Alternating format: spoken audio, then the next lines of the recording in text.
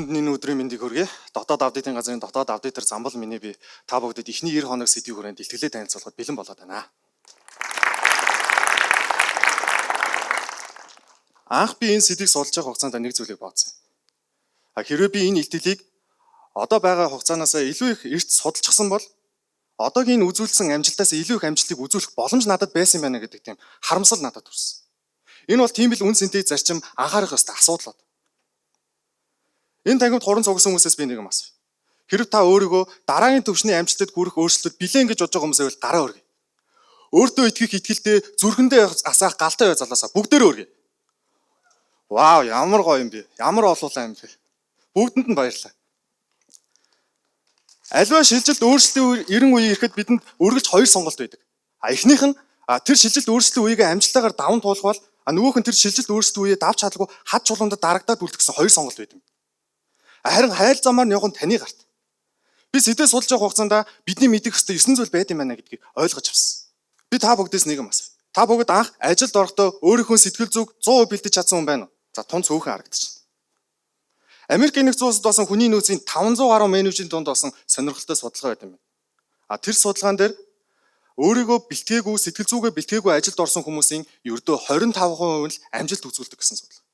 Харин эсвэргээр өөрийнхөө сэтгэл зүгээ бэлтгээд ажилд орж ирсэн хүмүүсийн бүхэл бүтэн 75% нь амжилт үзүүлсэн байт юм байна. Аливаа шилжилт өөрчлөлтийн үед эрен үед амжилтад хүрч чадаагүй байгаа менежерийн гардаг нийтлэг алдаануудын нэг нь тэд би угаасаа ингэж ажилдаг юм а гэсэн хандлага байдаг. Тэдний итгэдэг итгэл үнэмшил нь би угаасаа ингэж ажилдаг, би ингэж ажилласан маа намайг энэ амжилтанд хүргэсэн. Тийм учраас би ингэж ажилласаар байх болно гэдэг зөрүү түүний хандлага байдаг. Харин яг эсвэргээр шилдэг менежерүүд яадаг вэ гэхээр тэд би шинэ арга барилд суралцахад билэн гэж ороод орждаг. Тэд өнгөрсөн амжилтаа ардаа үлдээгээд ороод ирдэг. Тэд би угаасаа ингэж хийдэг юм а биш бид яагаад ингэж хийдэг юм бэ гэж асуудаг. Асуудлаасаа шийдлийг хайж олдог шилдэг менежерүүд. Хэрв та өөрөө шилдэг менежер болохыг хүсэж байвал таны хамгийн ихний хийх ёстой алхам бол өөрийнхөө сэтгэл зүгээ бэлтгэх явдал юм а.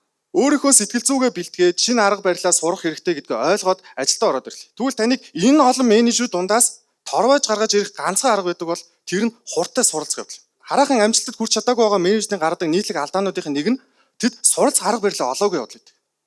Харин судалгаагаар 10 менежер дутмын нэг нь амжилтад хүрсэн байдаг. Тэр хүний амжилтад хүрсэн нууцн тэр аль хэзээ сурах арга барилаа олчихсан, тэд хаанаас эхэлж юуг сурах, хизээ сурах, хэрхэн сурах вэ гэдгийг аль хэзээ тодорхойлоод олчихсан хүмүүс байд.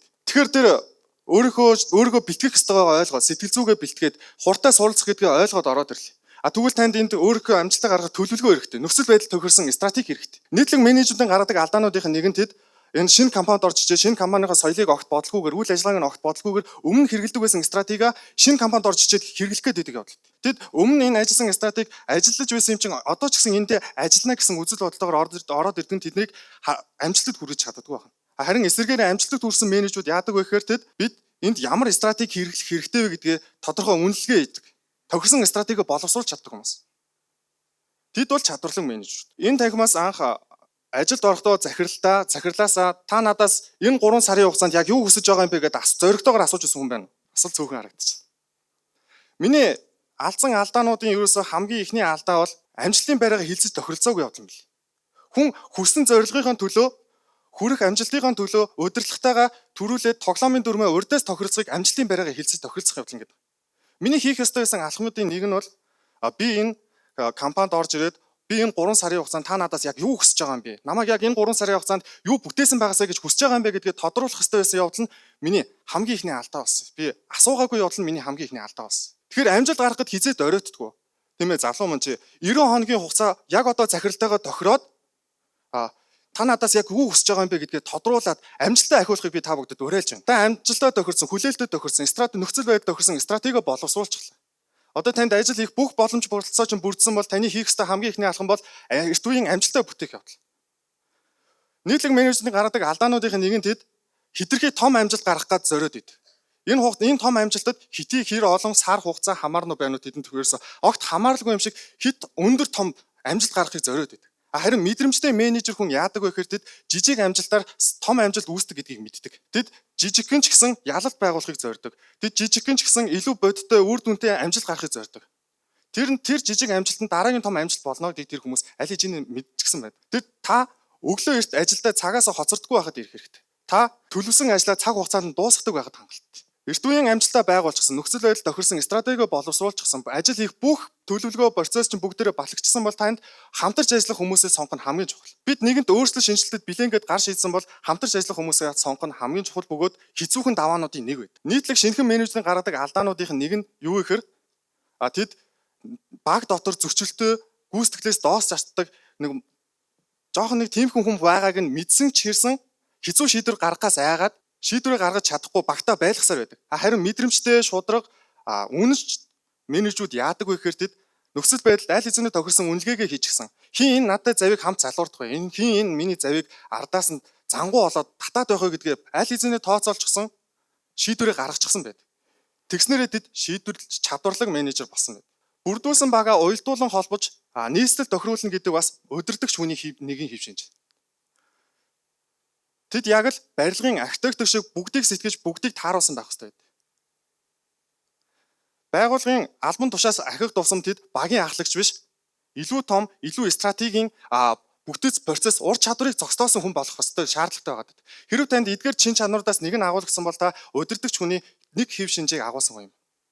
Та багаа бүрдүүлчихсэн, нийслэлээ тогтоочихсон. Харин танд ганцхан амжилтаа гаргах чинь дангаараа зүтгэх хангалттай юу? Мэдээж танаа багч хичнээн сайн мундаг байж болно. Гэхдээ тэр таны амжилтад хүрэх зорилгод чинь заавал тийм support, дэмжлэг, стратегийн нөөц дэмжлэг хэрэгтэй байт юм. Харин Alibaba-гийн үүсгэн байгуулагч Джек Ма юу гэж хэлсэн бэ гэхээр холбоотонгүйгээр амжилтанд хүрэх зам хитрхи саад бартаатай. Хитрхи таны туулах ёстой замыг илүү хол, илүү бартаатай болгож өгд юм байна гэсэн. Тиймээс та өөрийнхөө холбоотыг олоорой гэж Джек Ма хэлсэн. Яг үүнтэй адилхан би та бүгдд өөрсдийнхөө холбоотыг яг одоо олоорой гэж хүсэж байна. Та стратеги зохион байгуулчихсан. Бүх нөхцөл байдал тохирсон стратеги боловсруулчихсан. Ихэнх үеийн амжилтаа гаргаж бусдын итгэлийг даачсан. Танд бүхэл боломж болцоо чинь бүрдчихсэн бол хамгийн сүүлийн хийх ёстой алхам бол өөрийгөө удирдах явдал. Ихэнх ажлаасаа айсан айх айдастай болсон, ажлаасаа траума авсан хүмүүсийн ихэнх нийтлэг шинж чанарууд нь юу вэ гэхээр тэд ажил амьдралынхаа балансыг ялгаж чаддаггүй байдаг. Тиймээс та өөрийгөө удирдах чадахгүй бол өөрсдөө шилжилтийн үеийг удирдах чадахгүй гэсэн. Эцэст нь дүгнээд хэлэхэд эхний 90 хоног бол зүгээр л таны ажиллах хугацаа биш юм аа. Эхний 90 хоног бол таны дараагийн том амжилтыг бүтээх боломж хугацаа өөрийгөө нээж харуулах тийм богинохон амжилтанд хүрэх хугацаа юм аа. Та өнөөдөр энэ зүгээр нэг суух гэж ирээгүй. Та энд өөрийгөө баталж харуулахаар өөрийгөө сорихоор ирсэн. Таныг танаас өөр хэн ч өөрчилж чадахгүй. Танд зөвхөн эхлэх гэсэн шийдвэр л дутагдaltaй. Тиймээс яг одоо эндээс гараад өөртөө амлалт өгөөрэй.